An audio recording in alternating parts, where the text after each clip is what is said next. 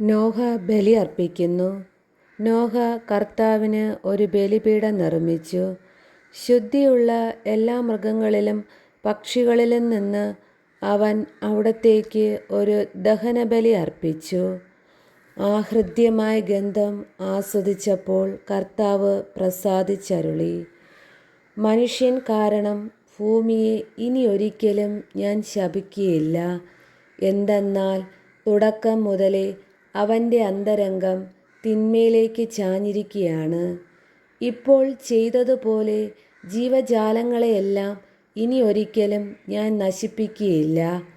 ഭൂമിയുള്ളിടത്തോളം കാലം വിതയും കൊയ്ത്തും ചൂടും തണുപ്പും വേനലും വർഷവും രാവും പകലും നിലയ്ക്കുകയില്ല. നോഹയുമായി ഉടമ്പടി. നോഹയും പുത്രന്മാരെയും അനുഗ്രഹിച്ചുകൊണ്ട് ദൈവം പറഞ്ഞു, സന്താന പുഷ്ടിയുള്ളവരായി പെരുകി ഭൂമിയിൽ നിറയുവിൻ.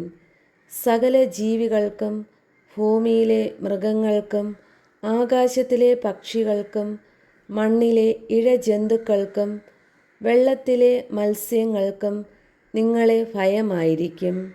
അവയെല്ലാം ഞാൻ നിങ്ങളെ ഏൽപ്പിച്ചിരിക്കുന്നു. ചരിക്കുന്ന ജീവികളെയെല്ലാം നിങ്ങൾക്ക് ആഹാരമായി തീരും. ഹരിതസസ്യങ്ങൾ നൽകിയതുപോലെ ഇവയും നിങ്ങൾക്കു ഞാൻ തരുന്നു. എന്നാൽ ജീവനോടു കൂടിയ, അതായത് രക്തത്തോടു കൂടിയ മാംസം ഭക്ഷിക്കരുത്.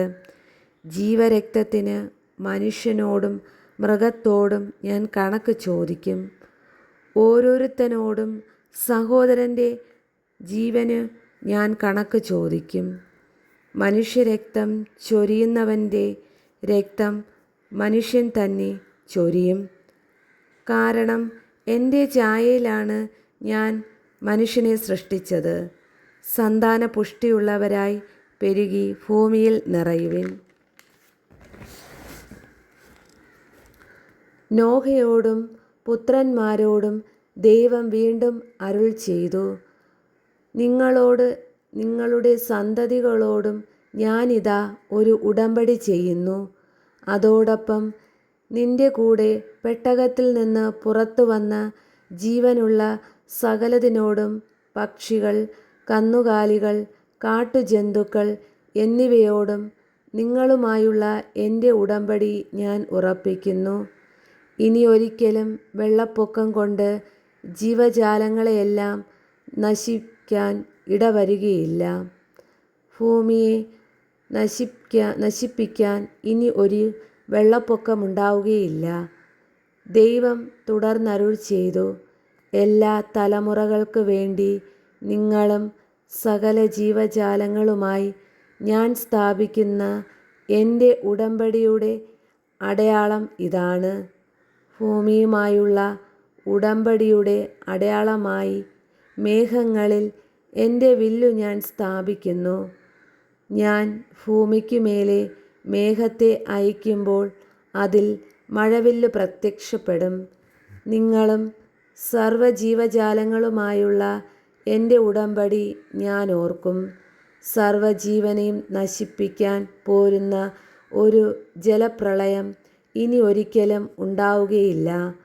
മേഘങ്ങളിൽ മഴവില്ല് തെളിയുമ്പോൾ ഭൂമുഖത്തുള്ള എല്ലാ ജീവജാലങ്ങളുമായി ചെയ്ത എന്നേക്കുമുള്ള ഉടമ്പടി ഞാൻ ഓർക്കും.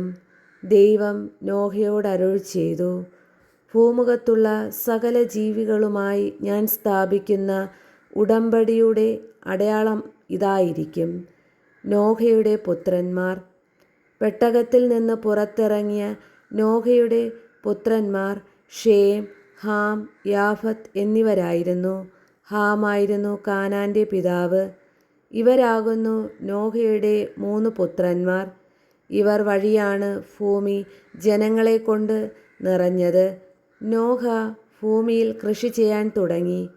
അവനൊരു മുന്തിരിത്തോട്ടം വച്ചു പിടിപ്പിച്ചു. വീഞ്ഞു കുടിച്ചു മത്തനായി നോഹ കൂടാരത്തിൽ നഗ്നനായി കിടന്നു. കാനാൻ്റെ പിതാവായ ഹാം തൻ്റെ പിതാവിനെ നഗ്നനായി കാണുകയും അക്കാര്യം പുറത്തുണ്ടായിരുന്ന തൻ്റെ 2 സഹോദരന്മാരോട് പറയുകയും ചെയ്തു. ഷേമും യാഫത്തും ഒരു തുണിയെടുത്ത് തങ്ങളുടെ തോളിലിട്ട് പുറകോട്ട് നടന്ന് പിതാവിൻ്റെ നഗ്നത മറച്ചു. അവർ മുഖം തിരിച്ചു പിടിച്ചിരുന്നത് കൊണ്ട് പിതാവിൻ്റെ നഗ്നത കണ്ടില്ല. ലഹരി വിട്ടുണർന്ന നോഹ തൻ്റെ ഇളയ മകൻ ചെയ്തതെന്തെന്നറിഞ്ഞു. അവൻ പറഞ്ഞു, കാനാൻ ശപിക്കപ്പെടട്ടെ. അവൻ തൻ്റെ സഹോദരർക്കു ഹീനമായ ദാസ്യവേല ചെയ്യുന്നവനായി തീരും. അവൻ തുടർന്നു പറഞ്ഞു, ഷേമിൻ്റെ കർത്താവായ ദൈവം വാഴ്ത്തപ്പെട്ടവനാകട്ടെ. കാനാൻ ഷേമിൻ്റെ ദാസനായിരിക്കട്ടെ. യാഫത്തിനെ ദൈവം പുഷ്ടിപ്പെടുത്തട്ടെ. ഷേമിൻ്റെ കൂടാരങ്ങളിൽ അവൻ പാർക്കും. കാനാൻ അവനും അടിമയായിരിക്കും. വെള്ളപ്പൊക്കത്തിനു ശേഷം നോഹ 350 വർഷം ജീവിച്ചു. നോഹയുടെ ജീവിതകാലം 950 കൊല്ലമായിരുന്നു. അവനും മരിച്ചു.